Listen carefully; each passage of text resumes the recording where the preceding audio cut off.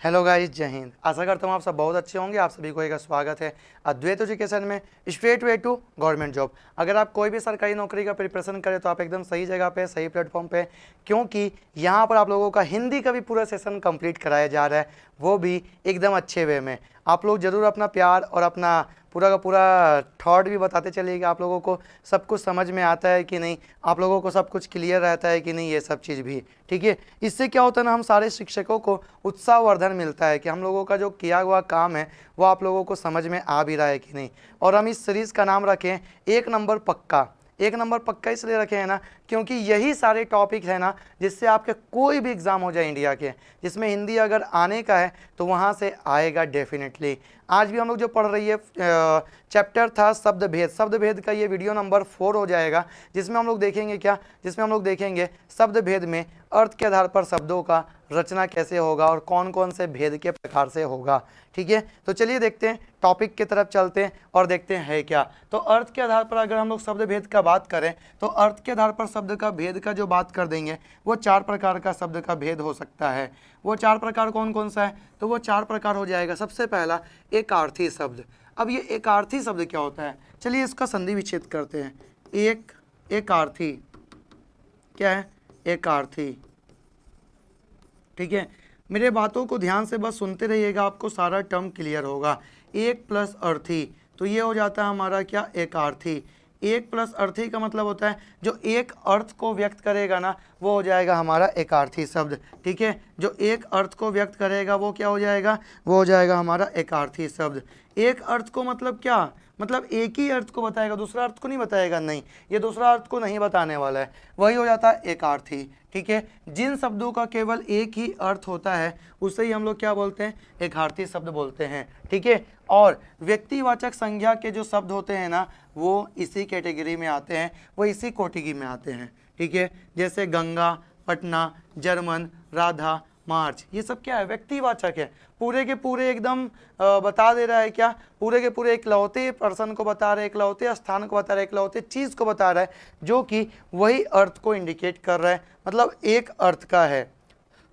जैसे ही हम बोलेंगे गंगा तो आप क्या बोलेंगे, गंगा तो एक ही है ना, पूरे वर्ल्ड में, पूरे दुनिया में एक ही गंगा है ना, जो कि गंगोत्री से निकलती है और बीओबी में जाकर मिल जाती है, लोग पढ़ते हैं ना।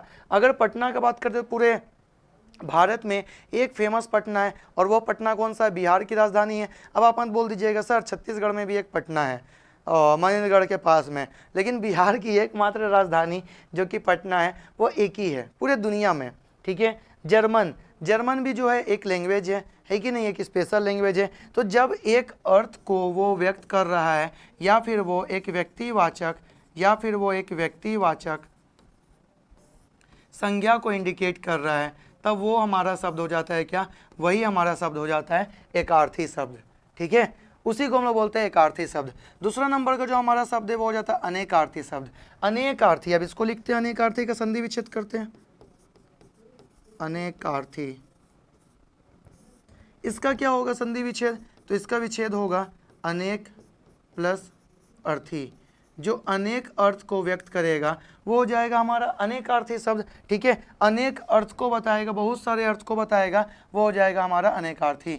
जिन शब्दों के एक से अधिक अर्थ होते हैं वो हो जाते हैं हमारे अनेकार्थी शब्द। ठीक है, वो हमारे अनेकार्थी शब्द हो जाएंगे। और वो अनेकार्थी शब्द का यहाँ पर टेबल है, शब्द है और अनेक अर्थ है। जैसे हार, हार का मतलब क्या होता है, एक होता है गले की माला, गले में जो हम लोग माला पहनते हैं वो भी होता है हार, नेकलेस जिसको आप लोग बोलते हैं। और एक हार का मतलब होता है पराजय। तो एक से ज़्यादा अर्थ हो गया ना, अनेक अर्थ हो गया ना, तो ये हो गया हमारा अनेकार्थी। ठीक है, कनक, कनक का भी अनेकार्थी क्या कैसे हो जाएगा ये, तो कनक का मतलब एक होता है सोना, गोल्ड वाला, और एक होता है धतूरा। तभी ना हम लोग जब हम लोग पढ़ते हैं यमक अलंकार, श्लेष अलंकार, तो कुछ आप लोगों को बताते भी हैं, जो रहीमन पानी राखी है, बिन पानी सब सून, पानी गए ना उबरे मोती मानुष चून, या फिर कनक कनक ते सौगुनी मादकता अधिकाय वाला भी जब हम लोग पढ़ते हैं तो ठीक है, तो ये हो जाता है हमारा अनेकार्थी में। कर, कर का मतलब होता है एक टैक्स भी, और एक कर का मतलब होता है हाथ भी। ठीक है, तो ये कर का भी अनेकार्थी हो गया। अर्थ, अर्थ का मतलब भी होता है प्रयोजन, और अर्थ का मतलब होता है धन। तो हम लोग जो अर्थशास्त्र पढ़ते थे वो धन का शास्त्र होता है, धन का एक स्टडी होता है, वही हो जाता है हमारा अर्थ। ठीक है, मतलब प्रयोजन और धन को जो बता देगा वो हो जाएगा हमारा अनेकार्थी। ठीक, चलिए नेक्स्ट देखते हैं, नेक्स्ट नंबर में जो आता है हमारा वो हो जाता है समानार्थी, या फिर जिसको हम लोग बोलते हैं पर्यायवाची। समानार्थी को हम लोग अगर तोड़ेंगे तो क्या होगा देखते हैं, समानार्थी तोड़ते हैं तो समान प्लस अर्थी, समान प्लस अर्थी मतलब समान अर्थ को जो व्यक्त करेगा वो हो जाएगा हमारा समानार्थी शब्द। जैसे हिंदी भाषा में अगर हम लोग बात करें तो अनेक शब्द ऐसे हैं जो समान अर्थ को देते हैं, उन्हें हम लोग क्या बोलते हैं, उन्हें हम लोग बोलते हैं समानार्थी, या उन्हें हम लोग बोलते हैं पर्यायवाची शब्द। जो समान अर्थ को देंगे, समान अर्थ को बताएंगे, वही हो जाएंगे हमारे पर्यायवाची शब्द या फिर समानार्थी शब्द। चलिए इसका भी हम लोग देखते हैं कैसे। तो यहाँ पर भी एक टेबल बना हुआ है, ठीक है। आगे इसको हम इरेज करते हैं जो लिखे हुए हैं और फिर टेबल दिखाते हैं। जैसे यहाँ पर शब्द लिखा हुआ है आकाश, और उसका पर्यायवाची शब्द हम लोग जानते हैं आकाश का पर्यायवाची क्या क्या होता है, नभ हो सकता है, अंबर हो सकता है, गगन हो सकता है, आसमान हो सकता है कि नहीं, यही सब तो हम लोग बोलते हैं हमारे आसमान के लिए, आकाश के लिए। फिर सूर्य, सूर्य का पर्यायवाची या फिर समानार्थी क्या हो जाएगा, रवि, भानु, भास्कर, ऐसा। तो ये क्या हो जाएगा, आदित्य, ये भी हम लोग लिख सकते हैं। तो ये हो जाएगा हमारा पर्यायवाची। अभी हम आपको एक चीज़ और बताएंगे। फिर बादल, बादल का क्या हो जाएगा, मेघ, जलद, वारिद, ये सब क्या हो जाएगा, ये सब हो जाएगा बादल का। फिर नेक्स्ट है फूल, फूल का क्या है, तो पुष्प, सुमन, प्रसून, ये सब क्या हो गया, ये सब हो गया पुष्प का, फूल का, या सुमन का, या प्रसून का। अब ये वे शब्द है ना, आपको जानते हैं एग्जाम में डायरेक्ट दे देगा कि आकाश का एक और जाना पहचाना या आकाश से मिलता जुलता शब्द है गगन, ठीक है। ये गगन शब्द के भेद में किस प्रकार में आएगा, इसका मतलब क्या वो समानार्थी या पर्यायवाची शब्द में आएगा, क्या वो अनेकार्थी शब्द में आएगा, फिर क्या वो एकार्थी शब्द में आएगा, फिर क्या वो विपरीतार्थक शब्द में आएगा। एक और रहेगा चौथा नंबर का, जो कि हो जाएगा विपरीतार्थी शब्द या विपरीतार्थक शब्द, ठीक है। तो वैसा ही चीज़ आपके एग्जाम में पूछा जाएगा, जो जो चीज़ हम आपको पढ़ा रहे हैं, और यहाँ से आपका एक नंबर पक्का हो जाएगा, ठीक है। या फिर दे देगा कि हार जो एक शब्द है उससे अनेक अर्थ बन रहे हैं, एक हो जाएगा पराजय और एक हो जाएगा गले का माला।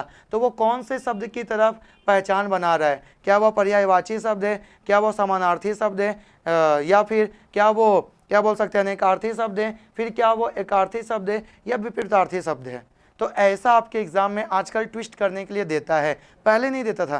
पहले सीधा बोल देगा एकार्थी शब्द बताओ, अनेकार्थी शब्द बताओ, समानार्थी शब्द बताओ या विपरीतार्थी शब्द बताओ, ठीक है। तो आपको अगर पता रहेगा तभी ना आप बताएंगे कि ये शब्द भेद में हम लोग पढ़ते हैं, और वो भी शब्द भेद में अर्थ के आधार पर जब हम लोग शब्दों का पढ़ते हैं रचना, तब हम लोग पढ़ते हैं ये शब्द का जो रचना हो जाएगा वो 4 प्रकार से हो जाएगा, ठीक है। चलिए जो चौथा प्रकार है उसको हम लोग पढ़ते हैं, और वो चौथा प्रकार हो जाता है विपरीतार्थी शब्द या फिर विलोम शब्द, जिसको हम लोग बोलते हैं विपरीतार्थी। विपरीतार्थी का मतलब विपरीत अर्थ को जो बोध कराता है वही हो जाता है हमारा विपरीतार्थी शब्द, ठीक है। विपरीतार्थी या विलोम शब्द कहलाते हैं वही सारे के सारे शब्द हम लोग बोलते हैं, ठीक है। जैसे यहाँ पर एक तरफ शब्द लिखा हुआ है और एक तरफ विलोम शब्द लिखा हुआ है, जिसको हम लोग इंग्लिश में क्या बोलते हैं, एंटोनिम भी बोलते हैं। अब आप बोलेंगे सर इंग्लिश क्यों पढ़ा रहे हैं, ये तो आपका सब्जेक्ट नहीं है। बस ये इसलिए है ना ताकि जो इंग्लिश वाले बच्चे होंगे ना उनको ये चीज़ क्लियर रहे, ठीक है। जैसे जय, जय का उल्टा क्या होता है, पराजय, हार भी होता है, ठीक है। सच, सच का उल्टा क्या होता है, झूठ, ठीक है। पाप, पाप का उल्टा क्या होता है, पुण्य। दिन का उल्टा क्या होता है, रात। तो ये सब क्या हो जाएगा हमारा, ये सब हो जाएगा हमारा विपरीतार्थी या विलोम शब्द। तो विलोम शब्द कौन सा शब्द होता है, जो एक अर्थ को दूसरे अर्थ में मतलब उसके उल्टे अर्थ को बता दे, तो वो हो जाता है हमारा विलोम शब्द, ठीक है। आपसे एग्जाम में एक चीज और पूछा जा सकता है, गंगा।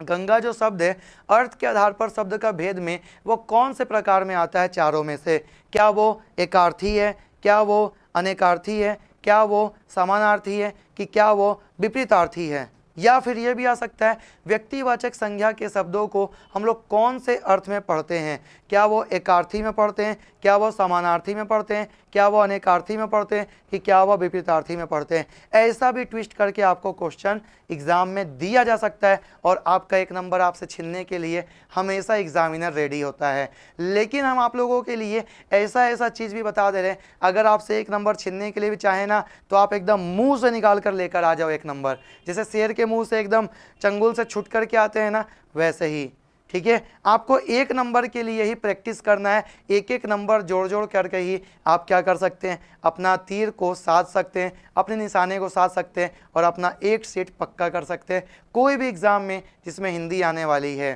ठीक है, हिंदी का क्रेज़ तब बढ़ जाता है ना जिस एग्ज़ाम में हिंदी का नंबर ज़्यादा आता है।